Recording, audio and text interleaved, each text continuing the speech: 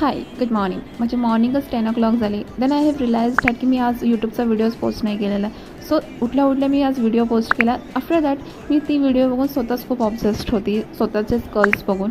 Then I have realise that की submission 2 दिवसावरती येऊन पडलं आणि मी अजून काहीसुद्धा प्रिपेअर केलेलं नाही आहे आणि मला आज ॲट एनी कॉस्ट आज मला केलंच पाहिजे आहे. इतकं सगळं बोलल्यानंतरनं सुद्धा माझ्या डोक्यात प्रकाश नाही पडला. त्याच्यानंतर मी टी व्ही बघत होती, लाफ्टर शेफ बघत होती. देन आय हॅव रिअलाइज की आता थोडी थोडी भूक लागते. सो त्याच्यानंतर मी पटापटा जेवण बनवून घेतलं. जेवण एवढ्या पद्धतीचं बनवलं होतं की परत मला किचनमध्ये एंट्रीच नाही करायचं आहे. जेवण बनवून झाल्यानंतर मी पूर्ण किचन कोटा पण साफ करून घेतला. आणखी एक मला एक गोष्ट सांगा, जे लोक डिशवॉशरची ॲड बनवतात की आमचा डिशवॉशर छान आहे, आमचा डिशवॉशर छान आहे, मला फक्त एक गोष्ट सांगा, 4 दिवस झाले ह्या दुधाच्या भांड्याला जोडून, 4 दिवस झाले मी कंटिन्युअसली हे दुधाचं भांडं धुते.